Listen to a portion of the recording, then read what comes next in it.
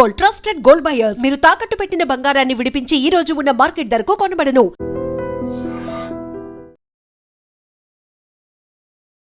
చెర్లపల్లిలో 28వ తారీఖున విజయారెడ్డి తన ఇద్దరు పిల్లలతో కలిసి సూసైడ్ చేసుకున్నటువంటి ఘటనకు సంబంధించిన కేసు ఇంకా దర్యాప్తులో ఉంది.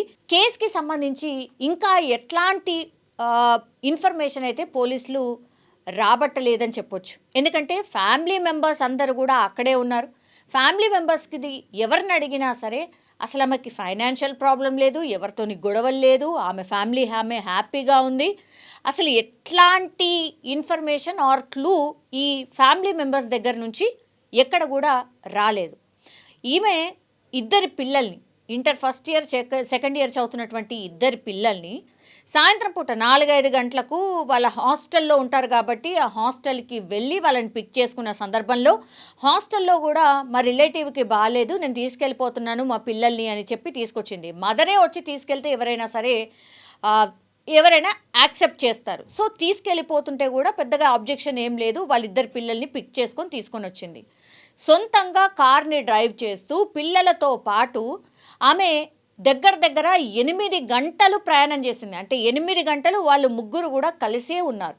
ఈ 8 గంటలు ఏం జరుగుంటుంది, వీళ్ళు ఎక్కడెక్కడ తిరిగారు అనేది కూడా పూర్తి స్థాయిలో ఇప్పుడు విజయారెడ్డి ఇంట్లో నుంచి స్టార్ట్ అయిన దగ్గర నుంచి వాళ్ళ పిల్లల్ని పిక్ చేసుకొని ఎక్కడెక్కడ ఆగారు, ఎక్కడెక్కడికి వెళ్ళారు అనేది ఇప్పుడు సీసీ కెమెరాని పూర్తి స్థాయిలో దర్యాప్తులో భాగం చేశారు. దానికి సంబంధించిన ఇన్వెస్టిగేషన్ చాలా సీరియస్గా జరుగుతోంది. ఇప్పుడు విజయారెడ్డి ఎవరినైనా కలిసిందా, మధ్యలో ఎక్కడైనా ఆగారా, వీళ్ళని ఎవరినైనా మీట్ అయ్యారా, ఈ కోణంలో కూడా పూర్తి స్థాయిలో సీసీ కెమెరాని ఫుటేజ్ తీసుకొని దర్యాప్తు అయితే చేస్తున్నారు. ఇంకోటి విజయారెడ్డి వాడినటువంటి ఫోన్, అట్లాగే పిల్లలు వాడినటువంటి ఫోన్స్, ఈ 3 కూడా కీలక ఆధారాలుగా భావిస్తున్నారు. ఎందుకంటే పిల్లలని ఎవరైనా హెరాస్ చేస్తున్నారా, పిల్లలకు ఏదైనా ఎక్కడైనా పిల్లలకు సంబంధించిన ఇష్యూ ఏమైనా ఉందా, అట్లాగే విజయారెడ్డికి సంబంధించిన ఫోన్ని కూడా పూర్తి స్థాయిలో దర్యాప్తు చేస్తూ ఉన్నారు. ఎందుకంటే విజయారెడ్డి ఫోన్ ఇప్పుడు కీలకంగా మారుతోంది ఈ కేసులో. ఈమె ఎవరితోనైనా మాట్లాడిందా, ఈ ఫోన్లో ఏముండొచ్చు, అట్లాగే ఆమె ఆఫీస్ కోసమని వాడుతున్నటువంటి ల్యాప్టాప్ కూడా చాలా కీలకంగా మారిపోతుంది.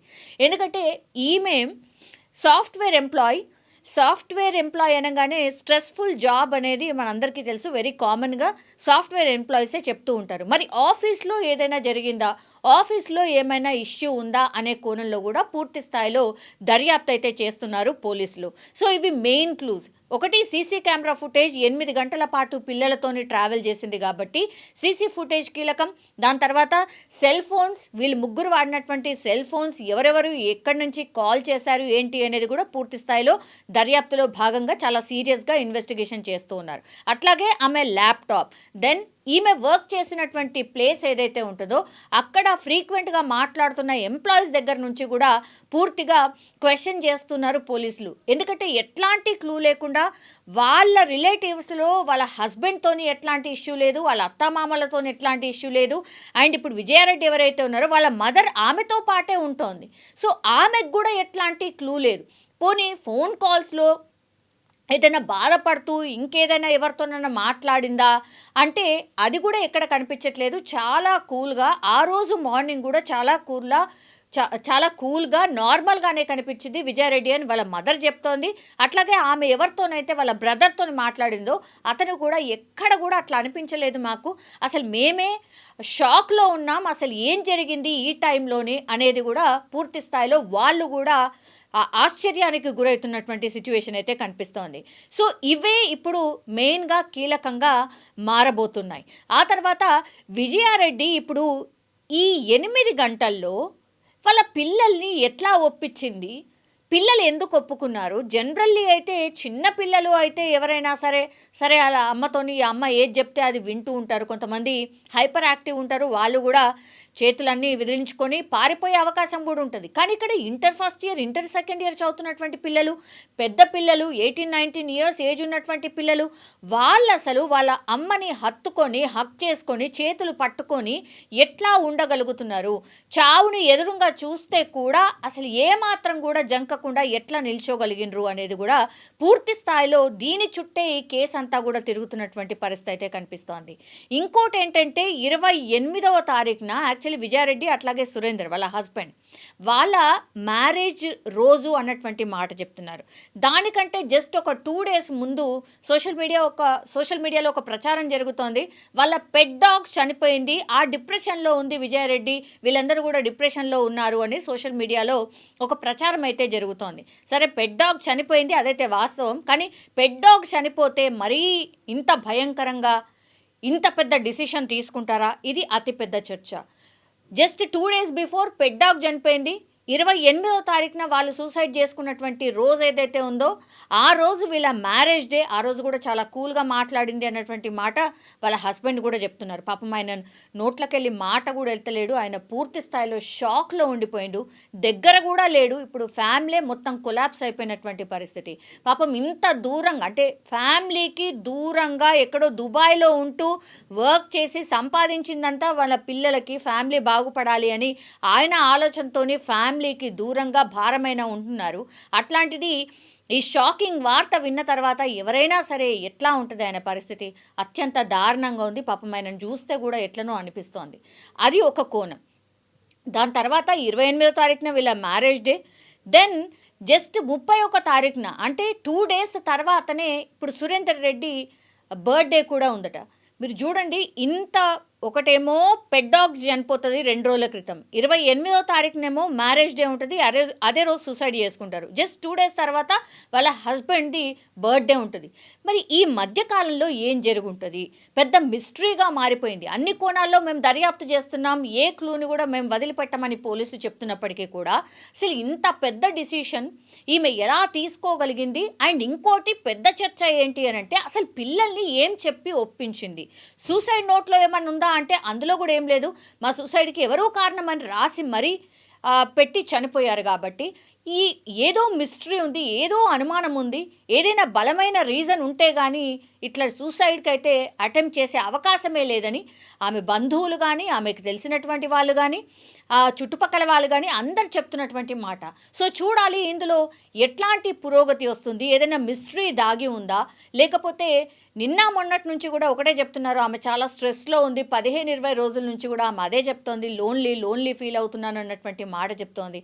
అందులో భాగంగానే నేను చనిపోతే నా పిల్లల్ని ఎవరు చూసుకుంటారు అన్న కోణంలోనే మరి ఈ ఆత్మహత్య చేసుకొని ఉంటుందా అనే దాంట్లో కూడా ఈ దాంట్లో కూడా దర్యాప్తు చేస్తున్నారు పోలీసులు. ఒకవేళ ఆమె వాడినటువంటి ఫోన్స్ కానీ ల్యాప్టాప్స్ కానీ ఎట్లాంటి క్లూ దొరకకపోతే అదే అనుకోవాల్సి ఉంటుంది. ఎందుకంటే సూసైడ్ నోట్లో కూడా ఏమీ లేదు, ఎవరికి ఏం చెప్పలేదు. కాబట్టి నిజంగానే లోన్లీనెస్ విజయారెడ్డి ఫ్యామిలీని అతలాకుతలం చేసిందా? విజయారెడ్డి ఆత్మహత్య చేసుకోవడానికి కారణం అదేనా అన్న కోణంలో కూడా పోలీసులు అయితే దర్యాప్తు చేస్తూ ఉన్నారు. 10:30కే మాట్లాడినా. 10:30కి నేను ఫోన్ చేస్తూనే ఉన్నా, వెళ్ళిన కానుండి పిల్లలు తీసుకొని పోతున్నా, ఆఫీస్లో పార్టీ ఉందంటే నేను లేకుండా పార్టీ ఏముంటది అని అంటే ఆఫీస్లో పార్టీ ఉంది, ముగ్గురం పోతున్నాం అంటే నేను కూడా వచ్చేదాన్ని కదా అన్న.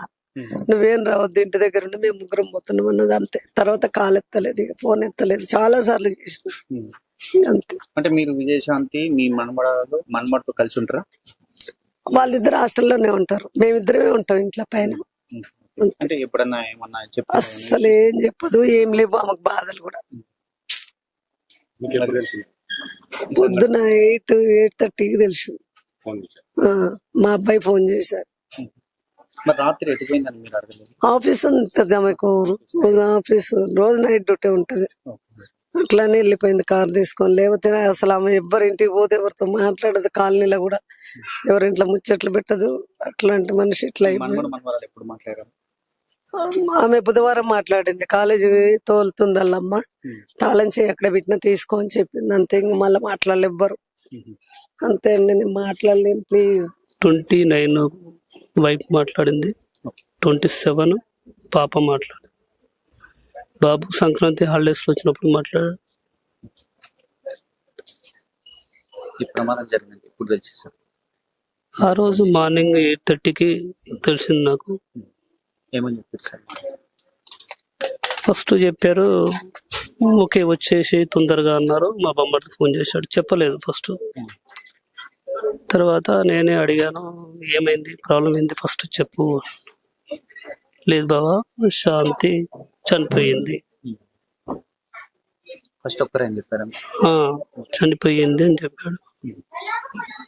అదే ఎందుకు ఎలా అయిందంటే రా బావా వచ్చినాక చూడు అంతే. ఇక నేనే నాకు మైండ్ బ్లాక్ లో ఉన్నది, ఏం చేయాలో అర్థం కాలేదు. తర్వాత ఒక 10-2 minutes తర్వాత ముగ్గురు చనిపోయారు అని చెప్పారు.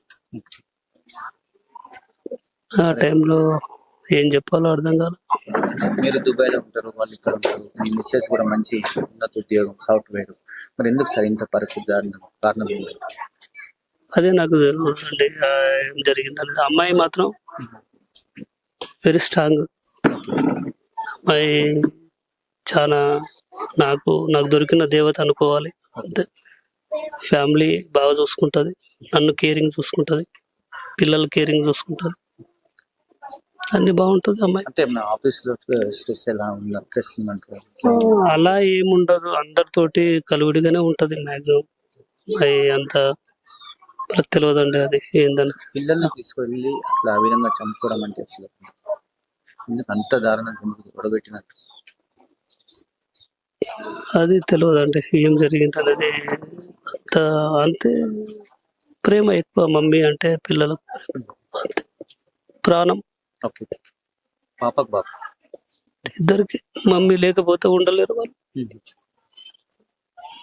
పాప ఇప్పుడు 27 మాట్లాడింది. ఆమె ఐఐటి కోసం ఎగ్జామ్ రాయడానికి వచ్చింది. ఖచ్చితంగా కొడతా డాడీ ఈసారి ఐఐటి పోతానన్నా,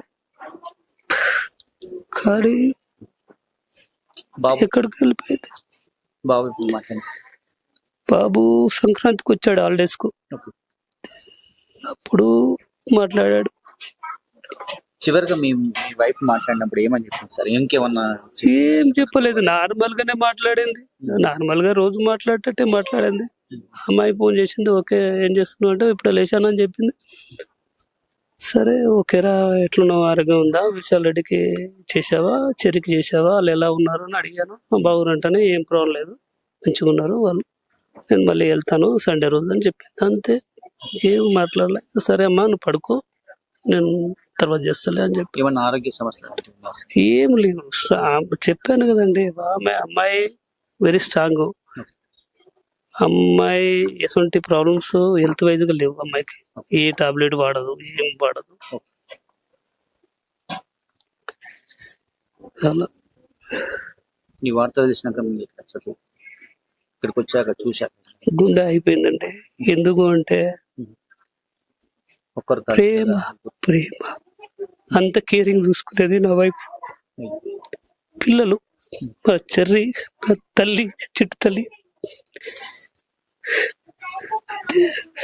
మా అబ్బాయి విశాల్ రెడ్డి, చెర్రీ అంటే చేతన రెడ్డి, ముద్దుగా చెర్రి అంటారు. కానీ జీవితంలో నాకు వదిలిపెట్టి వెళ్ళిపోయారు అందరు. నేను ఎవరు ఇష్టపడ్డానో వాళ్ళే లేరు. అంతే,